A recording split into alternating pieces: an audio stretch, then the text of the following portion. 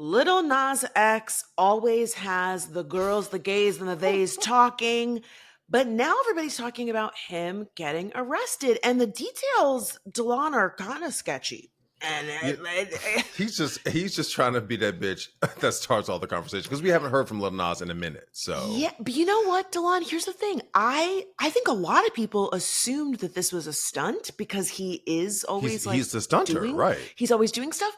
But the more I hear as the details come out, it doesn't look like it was a stunt. It looks Really? like yeah. Well, we'll yeah. get to that. We'll get to it because I also have Yeah. some questions about whether he was on something or whatever, which was going around the internet.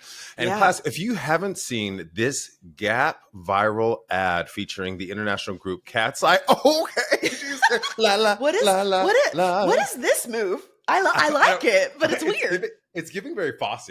Like, Oh, that's you know, a really great reference. it's an homage to there's something called the Fugue in Is that Sweet what Charity. the move is? Yeah, it's like I forget what it is, but it's called something the Fugue. Yeah, A lot it's of a little this homage. move, yeah. Yeah, but girls, listen, class. If you have not seen this video featuring the international group Katseye, you are where have you been? You have been under a rock. You have missed the boat.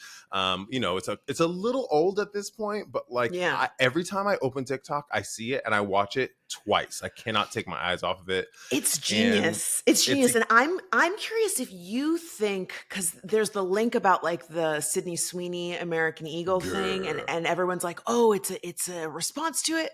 But I'm also kind of like, ads take a long time to put together. Did they throw this together that fast? Oh, I hear you on that.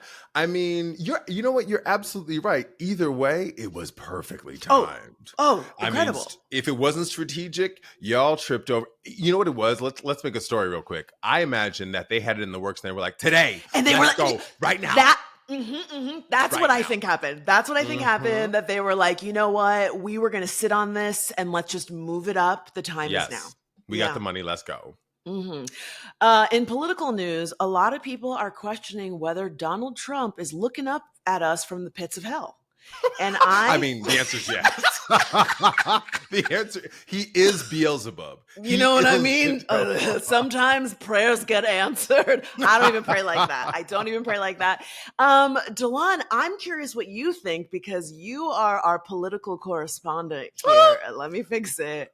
Girl, the speculations, the streets are talking. You know what? It is Schadenfreude. I love the speculations. I mean, Yeah. people, I saw something on TikTok, some medium was like, Donald Trump's going to be dead with before the end of 2025. And I said, girl, don't give me hope. Okay. Other political news, though, to unpack is that blue states, so-called blue states, right? There are Republicans, Democrats in every damn state. But blue states are considering a quiet secession. Have you heard about this, Fran? I have not, but I will also watch Quiet Succession. I want that. Secession, Quiet Secession. Not Succession, as in the show. But I want Quiet Secession, the show. I mean, I haven't heard about it, but also, like, I love that for us. You know what I mean? Like, enough talking, genius. More doing. Yo, offense. Hear me? Hear me? Okay. Yes. Well, and we're also going to have to pour one out for Spirit Airlines. They have filed for bankruptcy for the second time this year. I got to say, I've only taken one Spirit airline flight in my life, and I could see it coming. Your ass still hasn't recovered. No. Your ass still has not recovered. They from make that you seat. pay for water. They make you pay for carry-ons. The seat is cardboard. You know what I mean? You can literally feel the air under your feet rattling. Wait, is Spirit the one where you get to like choose your seat? Is that like the feature? I don't know. I've only done it once. I have purged that flight from my mind. It was so bad. All right, we're gonna get into all that and more this week on Lemme Fix It. Ooh, wait, no. Listen.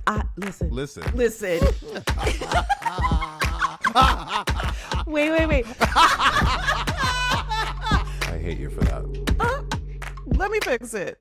I'm Francesca Ramsey. I'm an actress, I'm a producer, and I'm a graphic designer. And welcome back to the podcast that says... Friend, sit down, pour a glass, and let's catch up.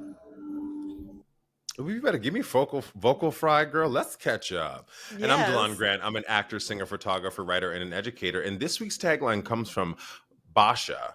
I want to say it right, Basha. I think she's a media producer and an amazing artist. So Basha sent along this image of one of her pieces that has someone in a long hair bonnet sitting in a chair. It's really cool perspective because their back is to the viewer, so you're wondering what they're looking at. You can't see their face, and they look like they're enjoying an adult beverage. And I hope it's not gin and juice because we're kind of on a Snoop boycott right now. Okay? Well, I love that she included this photo. I will add it to this week's episode. Class is so talented. You know what I mean? Multifaceted. Love that. Don't forget to send us your tagline. Don't worry, you don't need a whole studio or professional setup. Just send us a voice note from your phone. You can email your tagline to lemmefixitpod@gmail.com, and we might use it in the show. Yeah, and Fran, we haven't done this in a minute, so I just want to do a little check-in. Like, how you doing? What's your spirit? How's that man of yours, that dog? Wait, the dog. The dog is who you meant. Okay, sorry. Sorry, I jumped a little. I wouldn't put your business on the street like that. Sorry, I meant your furry man. My furry man. Yeah, I mean, I won't go too much into it. I guess maybe my mind was there because I am doing good. Good. I'm dating someone. I'm really happy. And this is something you and I have talked about a lot. You and I are so similar in this way that like I get nervous when I'm happy. I'm like, when does it get, what is happening? And so I'm just trying to like release and just enjoy the moment and take it day by day. And that is so not in my personality. I just want to micromanage everything. And so I think it's also because, you know, I still don't have a new therapist. And I liken this period to, you know, I've never been to medical school, but like when doctors go to medical school, they go to medical school and then they get out and they do their residency. And you're kind of like, I hope I don't kill this person. That's how I feel, right? I feel like I learned all this stuff in therapy. So stark. And now I'm like, hope I don't fuck up. Hope I can there's not a bridge nearby. Hope I can use the skills I learned just raw dogging life. Girl, do I know it? I'm glad to hear you say that. And I'm also glad that we're laughing about it, right? Yes. That we're laughing about the other side because on the other side of whatever depression or pain or circumstance, anxiety, whatever you have can be laughter should you choose it, right? It's only a moment. What about you? You just finished a run of your show in Cape Cod. How are you feeling? You've got school coming up soon. Girl, I walked in this apartment. There's no place like home. I have never been so glad to be back in my shit. You hear me? You know how I feel now. See, girl. Now you. Class, every time we go on a vacation, you've heard me say it on the podcast. Day 3 of 5, Fran is like, I miss my dog. Yeah, I miss my routine.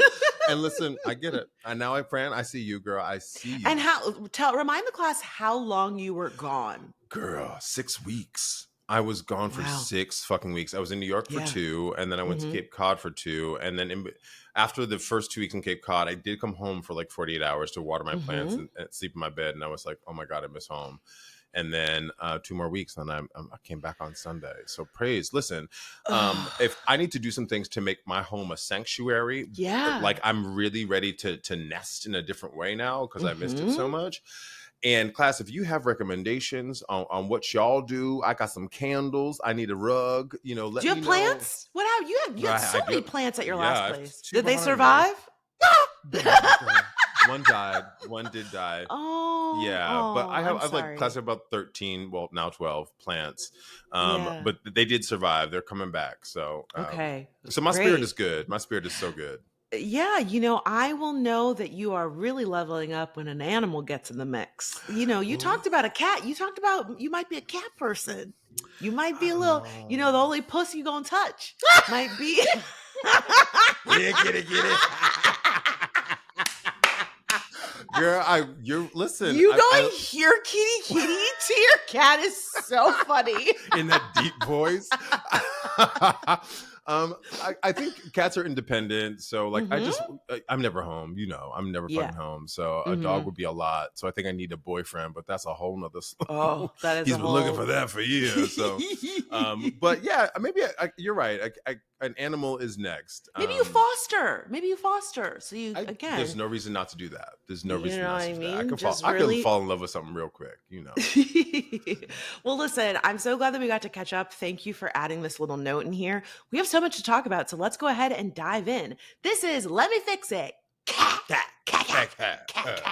Okay, so I put this Lil Nas X thing on here because it sounds like you've already seen it, Delon.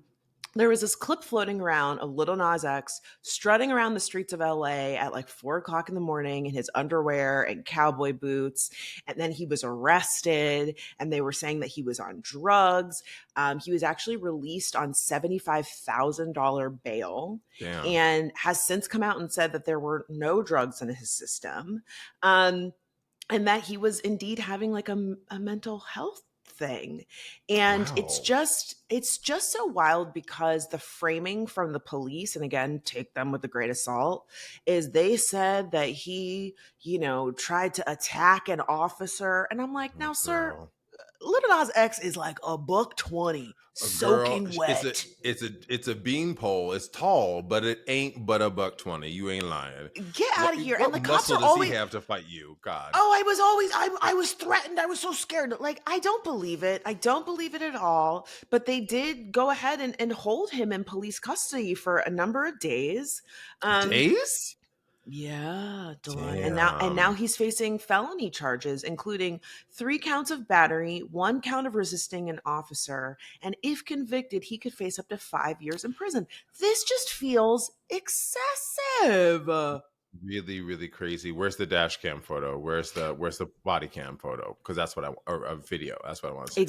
Exactly. But to your point, when you mentioned earlier, I too, I'll totally admit, when I saw the clip, because somebody filmed him, and that's what I was saying. Like, how, was it a stunt? Like, how did they even get the video of him full body in the underwear? Because people saw him on the street and they started filming him, and then after he got arrested, they posted the videos like, "Oh my God, I saw him," and again, he has done so. I mean, he's a brilliant marketer. Remember when he did like the 666 shoe with like blood in it, and he did the Jesus Christ song? I mean, and like the cowboy thing, right? The country thing. Like, what was it called? Yes, trolling when he did Old Town Road, trolling them because they wouldn't get his song on the country charts. He got Billy Ray Cyrus on it. I mean, he's very smart about how he's kept himself in the news. And I think that, again, the downside of that is here was an instance where he clearly was going through something and needed help.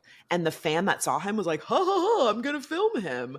Rather than recognizing that like something might be happening. And what's hard about this too is that like, I feel for him in so many ways, in that like, I've always thought we're not young famous people, but we've always had the conversation about when you become famous really young, invariably there's just so much evidence that like things go awry. Why? Because like, I would argue you have access to everything. You have people doing whatever you want. You have a team. You can't trust, and you can't trust people. Weirdos start coming out of the woodwork, and I would argue you get weird, right? Yes. Like, well, where is the ground? Where's the foundation? Right. And to your point about you get weird, I think it's also the combination of youth, right? Where like, think about how we were in our 20s, and like you say stupid things, you make mistakes, but to do them in such a public way and have access to so much money. And if you have not done, and this isn't to say that he hasn't done the work on himself, but I would surmise that if you have the normal insecurities that anybody has, all of that attention could really fuck with your perception of who you are. And he's somebody who shot to fame so quickly. I can imagine it's really difficult to go from like a nobody who can go to the grocery store and do whatever you want to, God forbid, you're having a mental health crisis and people are like, "Oh, I'm going to film you." It's just I mean, in my therapy journey, like there are things that like, there are moments where I was having a crisis and I didn't even realize I was having a crisis until it was over. Like I remember turning 30, not because of my age, but but I had a panic attack on the streets of New York City. And I was like, what is happening? I'm crying and like yelling, you know? And I was like, oh my, I called a bunch of people and I figured it out, but it was like, oh, that's a psychological break. That's me having too much going on and not having the tools that I have now to combat them. And again, if you have all these things that feel good, fame, money, access, whatever you want, those things become the way you cope and solve. And they're not a solve. They're a Band-Aid. Yes, right. Yeah. And the wound is still fucking there after. So I really do feel for him. And I hope that like he has some people around him that can go, hey, boo-boo, let me sit down with you and figure out how you get to talk to somebody, what happened, and like how to rally around him, and people who aren't on his payroll, ready? People who are like that love him and our family, you know? Yes. To that end, I will say that his dad has made a public statement in support of him, and you know, him and his father reconciled over the course of him like getting into the spotlight. So to your point, like there's a little trepidation for me on that part. Like, I hope that he is the right person to be there for him, but I'm glad to see that he has taken such a public stance in support of his son to say there was no drugs involved. He is not a violent person. He's never even gotten like, you know, so much as a fist fight in school. Like, that's not who my son is. And I'm so glad to see that. Because unfortunately there is the component of like a Black gay man in the public eye. It's very easy to try and turn him into an example, a target. And it's really unfortunate. So we are sending shout outs and love to Lil Nas X. Big ups to you, friend. I don't know you like that, but I see you, you know. Who we're not sending love to is our next friend over here. Snoop D-O-double-G. This dude. I can't. So, class, if you haven't heard, Snoop Dogg stated that he is scared to go to the movies after taking his grandson to see Pixar's new film Lightyear, which is based on the Buzz Lightyear character, which featured a same-sex couple. He was caught off guard when his grandson asked how the lesbian character could have a child with a woman. It did not feel prepared to answer the question. Now, you know, I just want to do a Google. How old is Snoop Dogg? He's too old. He's too fucking old. Okay, he is 53 years old. Well, and here's what's crazy to me is you didn't know how to answer the question. Answer the question simply. Those are two parents. They had a kid. And why is it complex? It's not complex.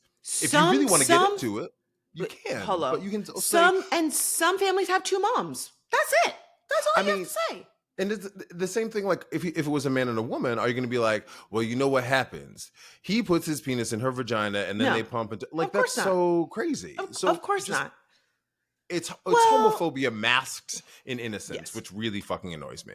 Yes. And to your point about the homophobia masked in innocence, in 2025, in the midst of legislation every single day that aims to impede the lives of queer people, okay? This is just not necessary. And I would ask, did you feel similarly challenged when your grandson said, why were you performing for Donald Trump at the inauguration? Grandpa, why? So you feel scared about two fictional cartoon characters. And I also want to just add, this Lightyear movie is not new. This movie came out in like 2022. Why are you telling us about this now? Like, it just feels like he is really trying to like ingratiate himself with conservatives. And so he got this he got backlash that he earned. And he commented this now deleted comment on an interview with T.S. Madison, where she was calling him out. And his comment says, I was just caught off guard and I had no answer for my grandsons. All my gay friends know what's up. They've been calling me with love. My bad for not knowing the answers for a 6-year-old. Teach me how to learn. I'm not perfect. Now, I saw that this was fake news. I saw that he didn't even say this. No, he left it as a comment on an interview. This was reported by Deadline, which I take, and I put a link in the doc. The comment has since been deleted, but let's say face value, if it is true, unfortunately, I've seen this sentiment expressed by other people and they get called out for racism, for homophobia, sexism, whatever, that where they go, teach me, I don't Anybody, know. not in 2025, not in the 21st century. Homophobia is out of vogue, my friends, in the year of our Lord 2025. We have too much on the line. Too many things, democracy, and also here's the other thing, Snoop. I joked about you almost called him Scoob. I'm listening, Scooby Dooby Doo. Scooby Dooby Doo. Where are you? You need to explain some of your rap lyrics to your grandson. Okay, when you were rapping when you were 20, talking about killing people. Murder is the case. Okay. Murder, hello. Explain your criminal record to your grandson, right? Yeah. Like that. It makes no sense to me. It makes no sense to me, and it's infuriating because I know you know better. I know you know better. Well, and to your point about the explain your rap lyrics, I remember a Snoop Dogg album where there is a naked woman, half dog, sort of cartoon character. Booty out. I mean, listen, I'm all for women embracing their sexuality and owning their bodies, but let's keep it real. Y'all don't ever have a problem with heterosexual sexuality and over sexualization of women and titties out and talking about graphic body parts and descriptions and stuff that you know that children should not be exposed to.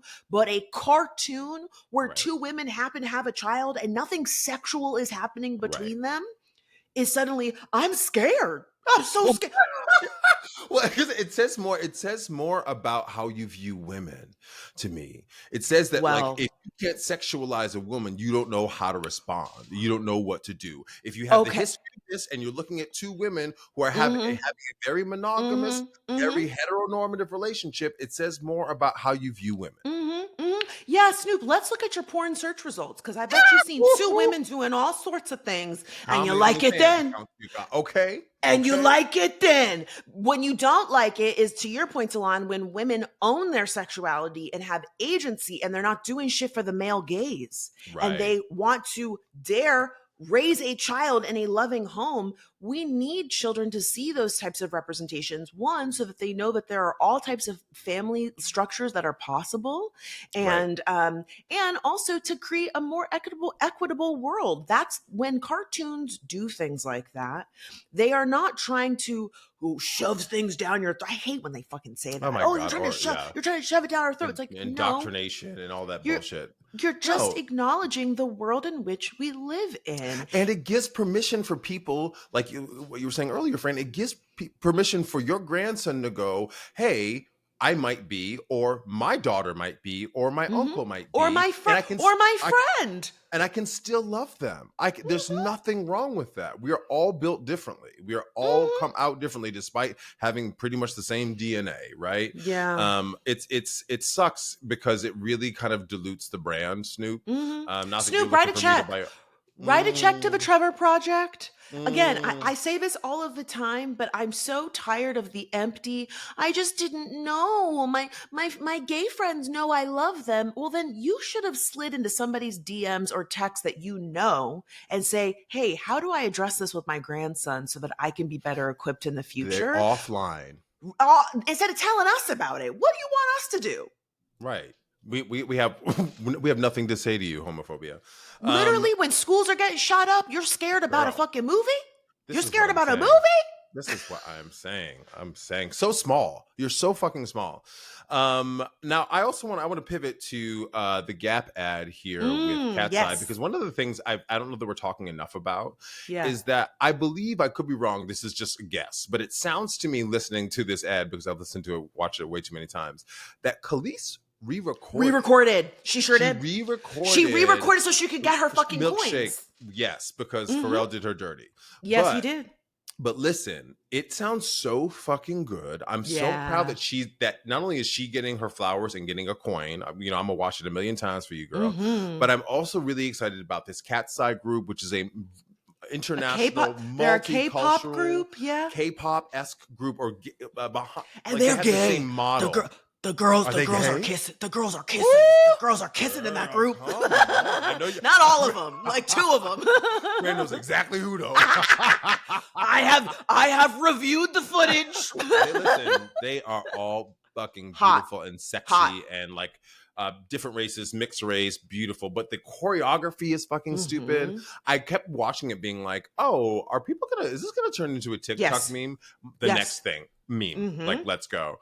But the big thing that you wanted to bring up, Fran, and I think I'm interested in is whether this or how this eclipsed all of the American Eagle Sydney Sweeney conversation, because I mean, this is the fix we gave.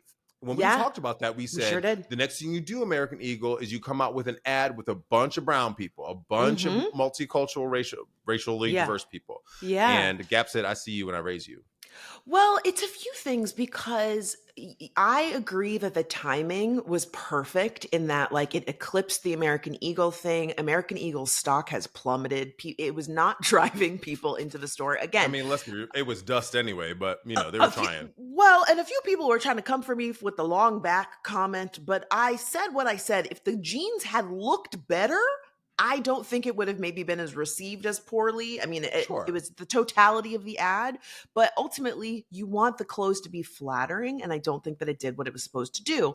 But I will say, yes, this ad was well timed, but it also harkens back to all the classic Gap ads. It really does. They have done and there were so many people that were like, why is Katseye in this video and they're not singing their song? And it's like, have you seen any classic Gap ads? They always have had celebrities and musicians. There's a very famous one with Sarah Jessica Parker in it. There's one with Lenny Kravitz in it. There's the swing dancing one. There's so many where there are these huge groups of diverse models, actors, celebrities, and they feel like a music video. They've always felt like a music video. Yes, there's one with Tyla where she's dancing to a jungle song, and it's a great, oh my god, the choreography is incredible. So this is part of the brand, and it feels fun, it feels vibrant, it feels youthful, it feels progressive, and again, it's very in stark contrast to American Eagle, but also they were always doing this. So I feel like in a way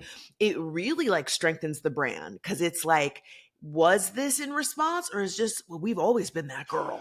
And I love that. Yes, and it's you know what it is? It's the same thing we said about the American Eagle ad. What you do is, okay, there's all this controversy around the Sydney Sweeney thing. You do a multicultural ad and don't say shit. Let it speak for itself. Gap said, to your point, we're the one creating the conversation. Gap said, no, we just did a thing. Is it that we're responding? Or like you said, or take is it how you what want. We do? Girl, you know, the jeans are $59.99. You know? I'm sure they're $70 now. But and like, everybody, you know, and again, even the fact that they're dancing in jeans, because let me tell you, I got some jeans that are standing only. You get in the car, and you're like, you also got them 40-year-old hips though too. So now, yes, but I have some that you try them on in the store. You're like, these are great, and then you sit down, you're like, fuck, these are way too tight. So the fact that they are dancing and giving you that much movement and like flow, it's like, oh wow, the jeans look great, they're obviously comfortable, the dance is really cute, it's got the throwback Fosse vibe, which you so brilliantly mentioned. It's genius. It's so smart, and again, everybody's talking about it. We're not even talking about Sid anymore. A couple of years ago, I was like in Times Square, walking by the Gap, and I was like, maybe I was actually looking for something. I was like, Gap used to be the spot. Like I couldn't afford to shop at the Gap because we were going to Sears and JCPenney until like my mom said, "You want those clothes?" You have to I was at Old Navy, the cousin of Gap. Ooh, girl, the redheaded cousin, right? Nothing against redheads. I love me a redhead. Come on, Jen. But you know, I was like, let me step on the Gap, and I was like, oh, it just felt not of my age, right? I'm a different person, but it also felt like run down. It didn't feel like the Gap. When was this? Time, God, this was like, it's had to be 2022. I think the last time I stopped in there. Okay. But this, if nothing else, works in my brain. The media of it, the constantness of it. I'm like, oh, maybe you got something for me in there. Let me go check out the Gap again. I haven't been there in a minute. It's marketing working very, very well. It's a classic. It's just, and it's a new twist on a classic. Again, Yeah. this made me feel old because when the speculation was going around, why was this the direction that they took with the ad? They've always done this, and we talked about this in an earlier episode when it was the Gap commercial where they were like, "Called it mellow Yeah, yellow," yes, and they're all like totally. laying around. I mean, it's just. I geeked out over it. I will not be filming myself doing that dance beyond this, but I Girl, love watching all the the, iterations. when you watch them, the TikTok dances, sometimes you're like, oh, maybe I could do it. And I'm like, oh, girl, I'm not trying to do Not it. me. But then I do appreciate those TikTokers who do the slowed down version where you can learn it. So like maybe someday, maybe when I come out to visit, I'll convince you to do one and we can do it. Listen, it's not that I'm not a dancer. I often say I'm more of a move with purpose. And that is all. I'm gonna give you a step touch and I'm gonna sell it in the face. Not like a fast-paced walk in the mall. A move with purpose. Yes, I'm moving like my meter is about to be out. That's how I'm moving. Oh my God. All right, let's get into some news. Is Donald Trump still with us? The internet is not so sure. Actually, while we are recording this episode, the White House is supposed to be doing an announcement of some sort. Okay. There was some speculation because DeLon, they put out this video announcing that Trump is going to say something today at 2. But the video felt like an in memoriam. Did you see it? It was like a slideshow and clips of Donald Trump talking about if you want to be successful, his 11 tips for success. The most coherent we've ever heard this man. It could have been AI. I don't know. It was spliced together in a way where I was like, that man does not speak in complete sentences. But the tone of it felt really somber and like it was really adding to the conspiracy. But the reason people have been speculating this is that Trump has not been seen, and he is not. He loves a camera. He loves a camera. Well, and he loves his golf game. That was the big one. They were like, he's not playing golf, and the White House calendar is available online, so you can see like what are all the events going on. And he didn't have any events for a number of days. Then JD Vance did an interview last week where he said, "Oh yeah, the Trump is in great health, but if anything happened, I would be ready to step up." Oh my God! What? This is giving Kate Middleton gate circa 2023, where we're all like, "Where's Kate Middleton?" And they were doing AI photos of her. I mean, she was in. We didn't know that she had cancer. She's now in remission. She's doing. But to your point, something was going on. Well, and do you remember all those? I don't remember if you heard this. There were all these clips of Trump, like he was hiding his hands for a while because at one point he had like a really dark spot on his hand, and he put makeup over it, and it wasn't the right hue. It wasn't the same color of his skin. You know, you got to get orange. Nobody in the White House has some Fenty. You couldn't do a shade match. Not a Fenty, girl. They'd have to go to get a color orange. Something. He would be black, basically. Yeah. Yeah, but like listen. They did see him golfing, or at least they put up some kind of video of him going on the golf course. That Sasquatch ash footage. That shit was from across the block.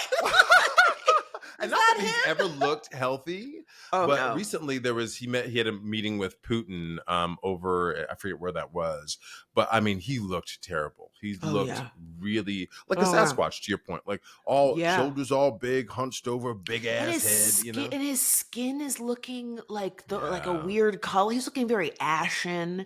That's all them cheeseburgers. To your point about the hand thing, part of the speculation also was before Queen Elizabeth died, she was pictured with a abrasion on her hand.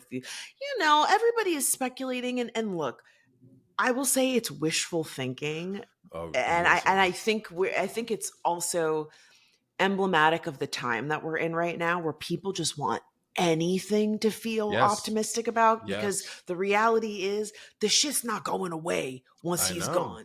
JD Vance, fuck JD Vance. He definitely doesn't have the charisma, right? Or exactly. the cult of personality, I would say, over charisma. But I really think this was the plan all along, that they knew Trump didn't have very long and that they wanted somebody that they could control and that actually has, some legal knowledge, because Trump is not very smart. And I think either way, we still have a long road ahead of us. But again, I think people were just, the memes have been so funny about how are we going to celebrate and what are we going to do and what are you going to wear and what line dances are you going to do? And I just think people, if anything, go ahead. No, I was just gonna say, I love the people being like, it seems like Trump's ear has healed up really nicely compared to that hand. Remember when he got shot? Like, I mean, not to be too conspiracy theory. No, but in no, terms of like, yes. In terms of, what are you going to wear? Yes. I was like, if that would have happened, I would have been relieved. I would have been quite relieved. Not to wish death on anybody, but I would love to be rid of a problem. To your point about the ear, anybody who's gotten a cartilage piercing will tell you those motherfuckers take forever. The keloid on that bitch. It's because the ear is so thin. Yes. The blood circulation of that part of your body is very slow, and so it takes a really long time to heal. So for a bullet to have hit his ear, and he had a fucking maxi pad on that ear for a smooth 48 hours. And then we never heard about it again? Sir, I don't believe it. I don't believe it for a second. I didn't believe it then. I don't believe it now. No. Yeah. Anyway, I don't readily wish death on anybody, but I would be love to be rid of a problem, as would Spirit Airlines. Oh God, yeah. Spirit Airlines is, like we said earlier, filed for bankruptcy for the second time this year. This budget airline that we all know is citing that the quick expansion post-pandemic and lower than expected declining domestic travel demands is its reason for filing for Chapter 11 bankruptcy. Fran, I mean, here's the thing. I've only flown Spirit a couple times myself. The booty is hurting after. Those seats they're terrible. Yes. Yes, you can hear every crackle and pop, and it's just crazy. Terrible. The way, like, you can hear like the cracking, like you're saying, of the plane as it like lifts up, like that's crazy. Do you have a fix for what Spirit can do?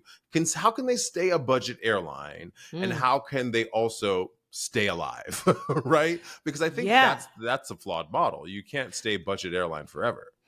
I mean, maybe they just become Spirit Halloween. You know how they have the Spirit Halloweens that pop up all over the city? you send your planes to specific cities and it just becomes a haunted house. Exactly. I don't know. I mean, on the one hand, I do think we need a budget airline. Yes. But I also think that if you're going to have a budget airline, there need to be some basic things that make the travel comfortable. And I think that that's more likely the culprit here. That yes, the flights were cheap, but I think more people realize that it was more worth it to save some money, save up your money, and buy a more expensive ticket for a seat that is comfortable, for free snacks, for a clean. Listen, when I was on the Spirit on the flight, it was not clean. It was like they weren't picking up between flights. Really? It was just like they threw us on there. Yeah, it was one time that I was going to Costa Rica, and I was like, "Oh, I'll never again." To Costa Rica? Yeah, it was a Miami. No, it wasn't. Miami to Costa Rica is not long. Oh, Miami. It's like 3 or 4. From LA. No, I went from New York to this is when I was still living in New York to Florida, and then Florida to Costa Rica. And one of the things that I experienced was on the way back, usually there's some form that you usually fill out, like I forget immigration which one. Form. Yeah, but there's another form that it costs money, but every other flight that's included in your ticket price except for Spirit. So you mean like the when you declare stuff, that form? No, I wish I could tell you what it was. You have to pay for it. I'm telling you right now, Delon, I've never done this since, and I have traveled internationally many a time. And I remember myself and many other Spirit travelers were really pissed off because we almost missed our flight because we got through security and they were like, "Oh, no, there's some form you need." And I was like, "What are you talking about? This is me trying to leave Costa Rica." I had to Wow. run back to the gate, and there was a long line of people, and they were cursing those agents out. I felt terrible for them, but I was also, and every single person was like, I'll never fly Spirit again. And every other airline was Yeah. like, can't relate. Girl, I Not bet us. you put Spirit in TikTok and you know there's nothing about complaints. And to your point about like Oh, yeah. what you need to do to improve it, listen, my friend had issues on Delta. Everyone has issues on every airline. I think Delta, I'm a Delta girly. That is, I love the Sky Lounge. You know what I mean? But even Delta has an issue when there's like a plane cancellation, when your flight's canceled, when there's inclement weather. You go, but Delta girl, always like gives you something, right? They try to. The Delta's got me a couple of times. But my friend who I was with recently, Cammie, who you know, she had a Delta issue, and they gave her some meal vouchers for the airport. Like, so to your point, they do give you stuff, right? But customer service too, right? Like, I know if Spirit is fucking up like that, I know the customer service is terrible. I know they ain't calling you back. You know, they are not answering nobody's phone. Do you think to your question about the fix, could Spirit rebrand? I mean, I don't know that I love the name Spirit. To me, it doesn't, for some reason, it just doesn't instill confidence. It makes me think about the afterlife. You know what I mean? It makes me think about death. You know how I would rebrand? We've talked about this with other brands before. I would go, hey, remember when we were that shitty airline? No, we fixed it.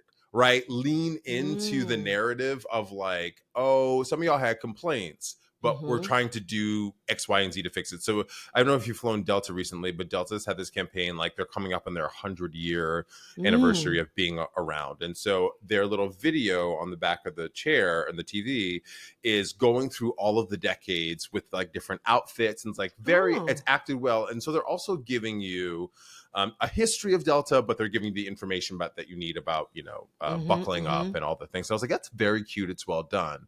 Now, if Spirit did something like that, like leaning into, I know that the brand has been tainted by X, Y, and Z, but here's what we've done to fix it. I almost would give it a second shot and trust it a little bit more. So that would be my fix or my pitch for them. Yeah, I mean, that makes me curious to know how long Spirit's been around, because to your point about the history lesson of Delta, the 100 years is impressive, but it's also like, oh, I feel like I can trust y'all. Y'all been around for a long time. I feel like Spirits is like, 15, we can almost drive a car. Back in 2001. I'm sorry, airplanes in 2001. Sorry. Yeah, but like, it's like, how long have y'all been around? I do not know if they can come back from this.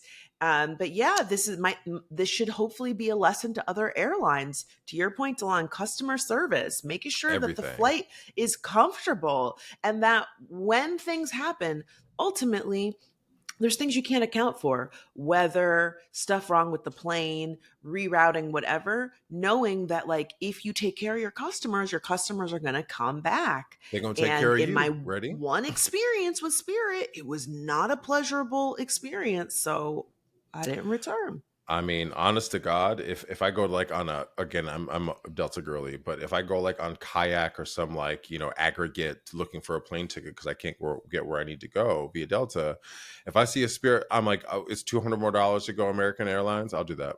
I'm paying for it. I'm not doing it. I won't touch it. I really won't. So it's our fault. we have like fucked up Spirit. Delon, talk about this quiet. I keep saying succession, but it's quiet succession. Secession. Sure. Yes. So, friends, class, to secede from the Union, which is what the South tried to do during the Civil War, it means to basically decouple, right? There is a law now that says after the Civil War, post-Civil War, no state can do that. You cannot uncouple yourself from the Union. It's unlawful, right? I'm sure Texas might try to do it. California's been talking about Texas has been threatening forever. I know. So what people are talking about now is blue states quietly seceding. So quiet secession is, if you really look at the numbers, blue states, New York, California is the highest, but New York, California, Massachusetts, where I live, these states contribute so much in tax revenue to the United States as a whole, right? So we are net givers. And a lot of red states, Alabama, Mississippi, Louisiana, are net takers. They do not contribute as much to tax revenue to the country as the blue states. So the blue states are saying, all right, you want to send the National Guard, or you want to quote unquote take over our major cities? Fantastic. What we're going to do is we're going to slowly send less tax revenue to you, which they can do because of the federalist system. A state functions by itself, which is a problem why the National Guard being sent into a state is already fucked up, because they're supposed to be autonomous parties functioning in the union. But if California sends less money to no money to the United States federal government, y'all, it's on. And they talk so bad about us that like it's almost like, okay, if we are so terrible, you know, if we are this failing state, if it's a lawlessness place and it's so bad, then you don't want what we got. Well, let me keep my money. Let me keep my money and invest in me. And the other thing, I know we talked about that Gavin Newsom thing, your governor, but one of the things I appreciate about Gavin Newsom trolling is that he was like, hey, why are you sending the National Guard into LA or into cities in California when Louisiana, Mississippi, Alabama crime. has their death rates via gun violence are astronomical. They're 200, 300, 400 times California's. Like, what are you actually talking about? Let's look at the numbers. So there are facts behind what he's doing. Yeah, I mean, look, I like we said before, it's so funny, Delon, because I know you're not really on Threads, and at this point, I don't know why I'm still fucking over there. But somebody really tried to drag me and say that I was a paid operative for Gavin Newsom because we did an episode about him. Are you kidding? And I was like, I can't win for fucking losing. Did you watch the episode? I was going to be like, no, girl, shut up. It's Gavin Newsom doing it. Perry was like, well, I just don't know. I just don't know that. When I tell you, I got it from all sides. I had people in my comments being like, you're the reason that Donald Trump. And I was like, oh. And then I had somebody say, let people enjoy things, Francesca. And I said, my best friend's enjoying it. He's laughing right now. Like, what's going on? And then so it was because of the title of the episode. They were like, yeah, look at this title. I said, the title's a question. The title is Gavin Newsom what's right for America?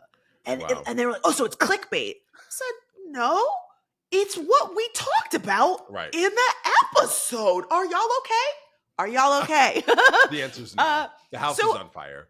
Right. But again, like I said in that episode, I can see both sides because it has been so frustrating to watch so many of our lawmakers be like, I wish someone would do something. And then they text you and they ask you for money. Will you give me some money? One more text from Hakeem Jeffries. I don't even live in that state anymore. You better get out of here. You know, and it's so, okay, listen, first of all, fuck Charlemagne, but did you see that he called Hakeem Jeffries APAC Shakur? Oh my God. Yes. Listen, absolutely. I am not coming for no Charlemagne. I said, you know that what? Shit was funny. A win is a win. I was like, I will give you credit. That was so fucking was brilliant. That was really good. Yeah, I mean, look, it's the same thing that has made people hopeful about the prospect of Donald Trump being 6 feet under. It's that it has been so frustrating to take all these fucking slings and arrows. And I think that's the motivation behind this quiet seceding. It's this idea of like, somebody has to do something. And it is frustrating to be in this constant state, especially as civilians, where it doesn't feel like I can personally do anything. You know, I can boycott. I can say, I'm not going to shop at this place. We're not in an election. You can donate, protests, but even that's dangerous these days, right? Like, what do you actually? What action item can you take? Right, I hear you. And it's like call your senators, and it's like, okay, every single day I'm calling, I'm emailing, I'm doing all these things. But it's starting to feel like they're not unless I'm voting for them. They're not thinking about me. They're not thinking about me. Well, and you know, the person who accused me of being a paid operative from Gavin Newsom is not watching, but the thing that many have said that I agree with, and you and I have said, is then when we have somebody like Imam Dani who is actually stepping up and wanting to give back to his community and have like actionable things that were going to help people, the fucking Democrats won't endorse him. They're actively blocking him. And so it is very frustrating. And so again, I'm not Team Gavin, but I understand why people are activated by him. And I also understand why some states are saying, we got to fucking do something. If Trump is going to target us and send the fucking National Guard to round up civilians. I mean, truly, this is just, it is so dystopian that we are in this place. Well, and like we said before, that like the space that we're occupying in this fight, if we're calling it a fight, which it does feel very much like a fight, it feels like a Cold War to me, right? We're not actually physically fighting, but we're taking steps left and right. If the space we're occupying is just a status quo, if we're just going to wait to the midterms, if we're just going to wait until if there's another presidential election, we're starving, right? So the blue secession, quiet secession, and whatever Newsom can do. And I'm waiting for some of these other people to step up. I guess it's up to the governors because the representatives ain't doing shit. Yeah, it's really frustrating. And I think the thing that I said before, and I'll say again, is that it feels like a lot of misdirected energy is being targeted at, civilians. Well, you don't do blah, blah, blah, and blah, blah, blah. And it's like, I understand why people are angry, but y'all are acting like I'm in charge. And I'm not. I'm just allowed to say how I feel about what's going on. And I don't necessarily have the answer, because that's the one I got a lot. Well, if it's not Gavin Newsom, who is it? I don't, it's 2025. We have some time. I don't know. Maybe another diva will enter the villa and then we will decide who we're going to vote for. Listen, people weren't behind Kamala. They weren't behind Joe. They weren't behind Barack. You know what I mean? Until they were. And so I think right now we're just looking for whatever crumbs you can get. Pick them up, girl. Pick them up, because it's hard out here, Let's go over to this listener letter, because we haven't done one of these in a minute. And I really like that from someone who actually listens to the podcast. All right. Go ahead. Do you want me to do it? Yeah, go ahead. Okay, great. All right. So this week we are sharing a letter from classmate named Myrna. They write, "Hey, you two. I love your show. I love how fun and funny you are. I love how interesting your topics have been. And I've appreciated your commitment to research and preparedness. Thank you for all of your hard work. That being said, I also really enjoy the Afterpod series. It's so loose and fun. Your easy rapport and longtime friendship makes my weekly hang with you one of my favorite podcasts. You rank up there with The Read, Pivot, The Watch, Keep It, Vibe Check, Cultural Gab Fest for me. I realize I like listening to real friends shoot the shit about current events or politics or culture. I especially love and low-key crave it coming through Black and or feminine or queer lens. I have vetted most of what I could find out there in the podcast land, and y'all cleared the bar from the first listen. My God, gas me up a little bit. I feel like this is like going on the website, right? This is really sweet. If you have any favorites along those lines, please share.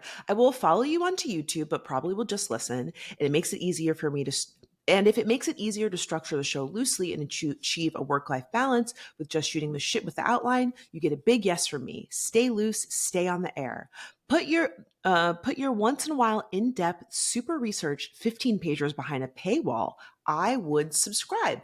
Love, Myrna. Now, DeLon, this is something that you and I talked about. Talking about it, Myrna. We be talking about it. Now, this iteration, this generation of the podcast is something we're still getting used to. So who knows what'll come to fruition. Also, we would be talking about doing live shows forever. So there's a lot of potential for it to grow and for us to keep doing it. But we love y'all. We do. We love you, Myrna, for gassing us up, but also like giving us a fix ready and reflecting back. We appreciate that. Yeah. So, YouTube does have its own version of a Patreon where you can be a paid subscriber, and there's different tiers like $2 or $3, and we can put episodes behind paywalls. So that is something that we have talked about. And to your question about suggesting shows that are in the same world, one that I really love is You're Wrong About. DeLon, I've shared that podcast with you as a reference for us. Every episode, they do a deep dive into a story from the news or throughout history that people got wrong. One that I really enjoyed was the Princess Diana series. There was so much about Princess Diana that I didn't know that I didn't know, which was really interesting. They also did one about the woman who sued McDonald's when she spilled the hot coffee in her Oh, lap. yes, And so yes. there That was work's going on for years, yeah. it was really about how people are like, everybody's so litigious, but like the real story is like Like, McDonald's it really fucked her up. they That really I mean, fucked her. when you look at like the burns were actually The terrible. coffee was it was a heat index that is not no longer legal to have a Right. pot of coffee sitting like that in a restaurant. So it's really interesting, very eye opening. That's what I've enjoyed. Delon, are there any podcasts that you've listened to that are good deep dives? God, I don't know if this is necessarily a deep dive on a topic, but it is one of my favorite podcasts. I've talked to you about this one. It's called Where Should We Begin? It's with Esther Perel, who's the Yes. relationship and sex therapist. I listen to Mm-hmm. this multiple times a week, and I am very single. You heard me joke about wanting to be in a relationship on this podcast all the time, but what I love about it is it's not only romantic relationships, but it's familiar relationships, it's friendships. I just listened to these very young dudes talking about how they've been friends since preschool and they just have grown apart. And there was this weird competition thing that happened to them. And they're now young men in their almost 30s and they don't know how to maintain their friendship. And I was like, that is two seemingly straight men, who cares, talking about feelings and trying to maintain the relationship is so novel. It is too novel. That's why we have problems in the world today. But also like modeling it for other people. That like I felt, again, their identity isn't necessarily mine, but I felt seen by like the struggle of needing to figure out how to talk about feelings with another man and having this woman who's a brilliant conduit and a brilliant voice. So Esther Perel's Where Should We Begin is my fucking jam. I love that. Yeah, you've sent me you sent me one that was related to a project that I'm working on. And let me tell you, I was listening as I was walking Flex and I was getting teary-eyed because like the shit that this woman was revealing about her potential divorce and where she was in life and just hearing Esther really pour into her and say like this moment does not define who you are forever. I was like, oh, that is so real. When you're going through the shit, you're like, this is it. It's like, maybe not. Like this moment's not going to last forever. You know what's so fascinating too about, noticed this about my own therapy, but with Esther doesn't really ask you to go back to your childhood. She just says, well, hey, tell me about where you come from. Tell me about whatever. And invariably people start talking about their parents. And I've realized, witnessing through this podcast, the reason I go back to my childhood and I go, ugh, and I joke, I'm like, it can't all be my mom's fault, like it can't all, but like those are your developmental years. My therapist said to me recently, she was like, well, those are the puzzle pieces that make you up. And so if you don't go back and analyze the pieces, you won't know why the puzzle isn't fitting. And I was like, you better metaphor my ass. Oh my God. So Esther often goes back to people's childhood or how you were reared or what issues did you come from divorced parents or whatever, that helps you see those pieces. And you can, one dude was like, Esther, I've never thought of this. You've broken my brain. And I was like, wow. Damn. And these are one-time therapy sessions. They're not clients of Esther's. And then she's like, go live long and prosper. Go ahead. It's a hard record for me. All right, class. What are you going to do when Donald Trump kicks the bucket? What are you wearing? What are you cooking? Is it a barbecue? Are you grilling? Yes, exactly. Are we making margaritas? Let us know over at Instagram at FixItPod or email us lemmefixitpod@gmail.com. And now it's time for everyone's favorite segment, the Glow Up, where we give props to those who've turned themselves around without our help. Fran, I don't really have a glow up this week. Really? I'm actually, well, not like a glow up it's a personal glow up. Home, sweet fucking home, like I talked about earlier. Like being in my apartment, girl, I did things I don't never do when I come back from the trip. I unpacked right away. I did my laundry. I cleaned. And let me tell you something else. I was living in a house with 4 people and I have my own bathroom, thank God, right? But you're sharing the common spaces and stuff. When you live by yourself and then you start living with other people, you go, oh, I'm crazy. I am clean as fuck. I'm not judging people for how they live, but I'm like, oh, you don't pick this up after this? Who Yeah. raised you?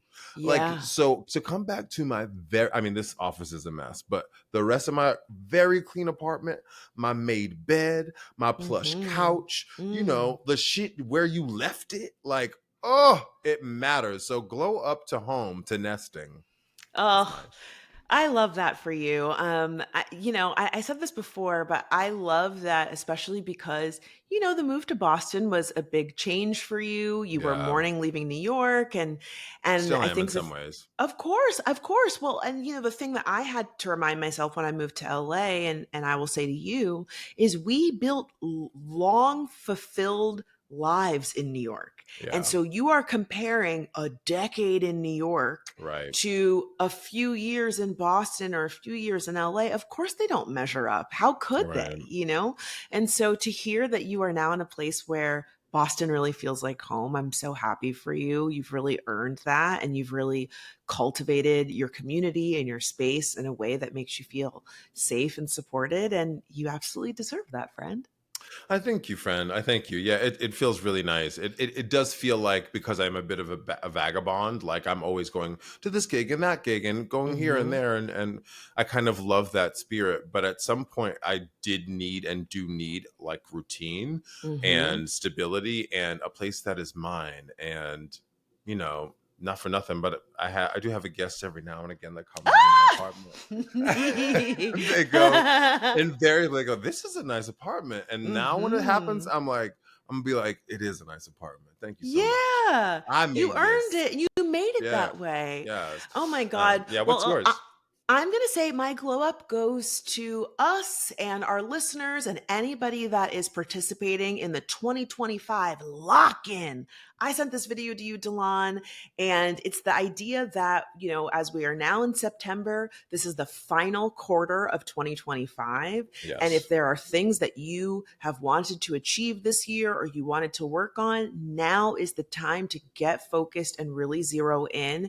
And the video that I shared with Delon, I will link in the description. What I really liked is he talked about it's not about just this year. It's about setting us up for 2026 so that when Yes. I love that. 2026 starts, you can start fresh and you're not starting January 1st, like, what am I doing? You're like, no, I have spent the last 4 months working towards writing this book, getting back into shape, cleaning out my closet, whatever, training my dog, whatever it might be.